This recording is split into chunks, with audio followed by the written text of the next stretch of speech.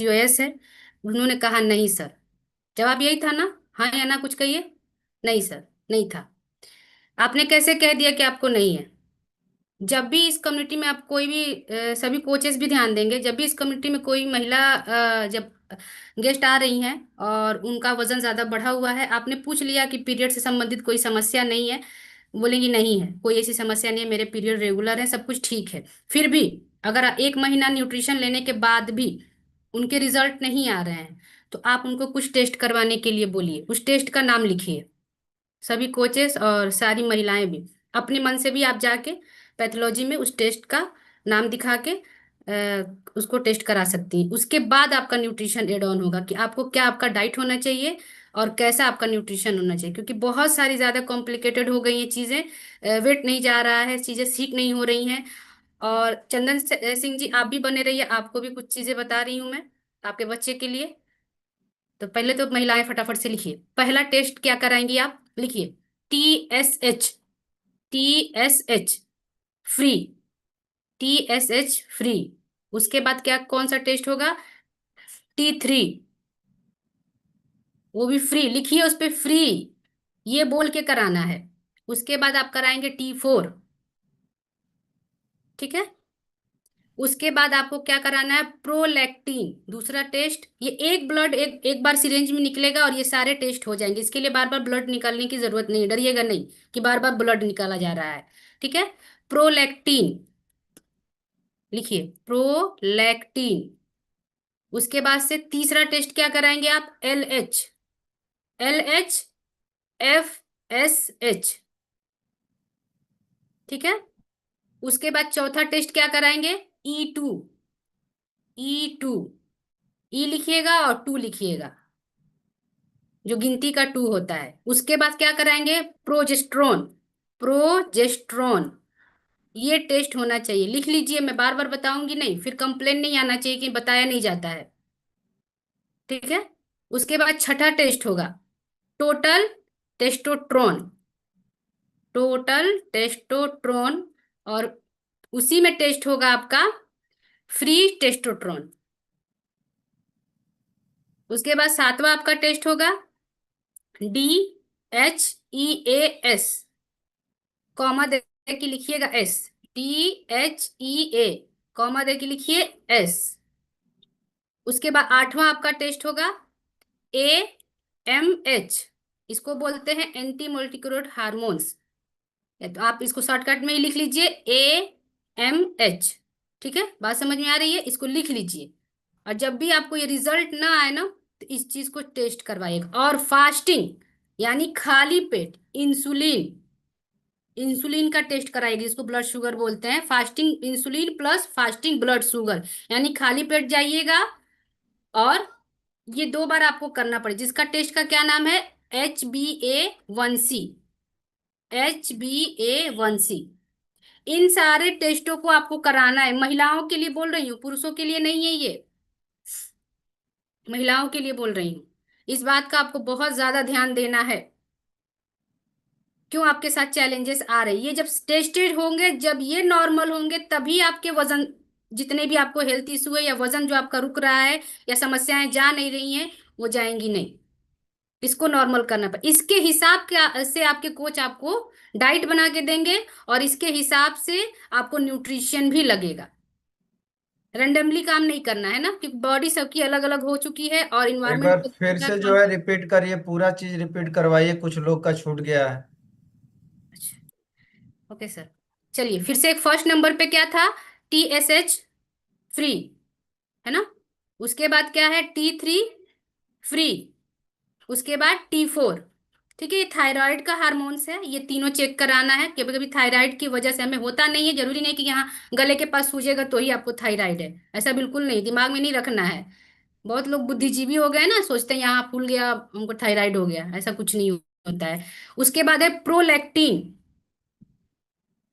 Prolactin तीसरे number पे था। LH FSH, जिसको फोलिक स्टिमुलेटिंग हार्मोन्स बोलते हैं। आप शॉर्टकट ही लिखिए, वहां आप लेके जाएंगे तो पैथोलॉजी वाला खुद समझ जाएगा कि कौन सा टेस्ट करना है ना।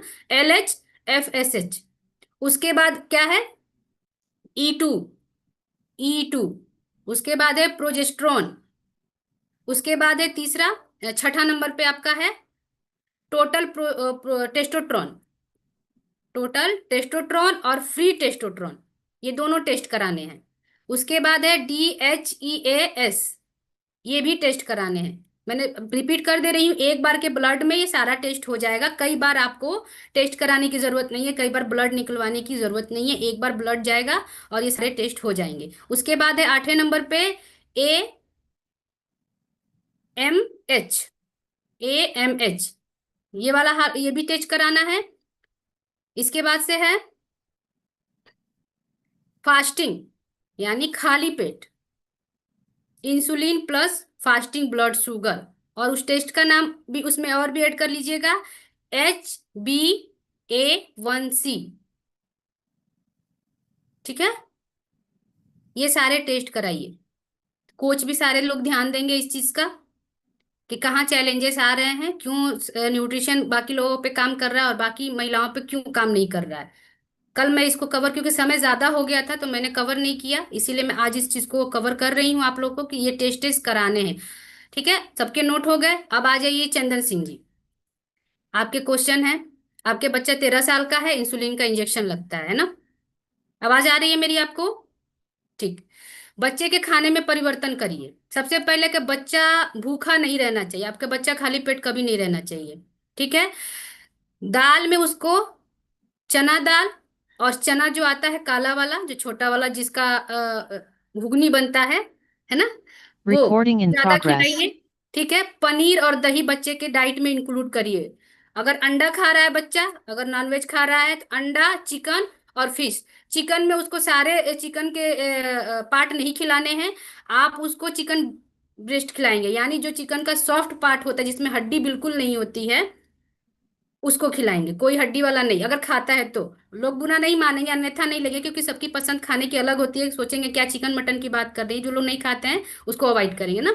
ठीक है, लेकिन अगर नहीं, अगर बच्चा नहीं खा रहा है तो उसकी जगह पनीर और दही ऐड करिएगा। ठीक है, उसके बाद आपको कॉम्प्लेक्स कार्बोहाइड्रेट की बहुत जरूरत है बच्चे को। नॉर्मल रोटी नहीं खिलाएंगे बच्चे को आप, या तो रागी का रोटी खिलाइए, मार्केट में मिल रहा है, या फिर मल्टीग्रेन। ठीक है, ओट्स और दलिया भी खिलाइए बच्चे को। बीच बीच में भूख लग रहा है ना, जरूरी नहीं कि खाना खिलाएंगे, ओट्स या दलिया, बेटर होगा कि दलिया ले आइए, क्योंकि ओट्स और दलिया सेम होता है। ठीक है, आप बच्चे को प्लेन चावल नहीं खिलाएंगे, जो हम लोग के घर में नॉर्मल चावल बनता है वो चावल आप बच्चे को नहीं खिलाए। बच्चे को अगर चावल खाने का मन कर रहा है उसको ब्राउन राइस दीजिए, जो उबला हुआ चावल आता है ना, जिसको सेंधा चावल भी बोलते हैं, जो भी बोला जाता है उसको, वो चावल ले आइएगा बच्चे को। ठीक है, और उसको जूस किसी चीज का नहीं पिलाना है आपको, किसी चीज का भी नहीं, कोई वो फ्रूट ही क्यों ना हो। और उसको कुछ ड्राई फ्रूट दीजिए जिसमें आपका बादाम हो, अखरोट हो, और थोड़ा सा सेसमे सीड हो, जिसको सेसमे सीड होते हैं अलसी के बीज बोला जाता है। ठीक है, मिलेगा मार्केट में, मांगेंगे तो मिल जाएगा। इसको भिगो के दीजिए बच्चे को। सेसमे सीड को मत भिगोइएगा, उसको एक चम्मच ऐसे ही दीजिए, क्योंकि वो बहुत ज्यादा चिपचिपा हो जाता है। तो अखरोट और बादाम भिगोइए, रात को 5 से 7 बादाम भिगोइए, और बच्चे को सुबह देना स्टार्ट करिए। जो शेक दे रहे हैं उसके साथ ही देना है, इसको अलग से वो नहीं करना है कि इसको अलग कर दिया हमने शेक छोड़ दिया। ठीक है, और बच्चा एक्सरसाइज करता है कि नहीं करता है, इसका ध्यान देना है आपको। एक्सरसाइज कराइए हल्की फुल्की, वार्म अप और स्टिचिंग एकदम जरूरी बच्चे को कराइए।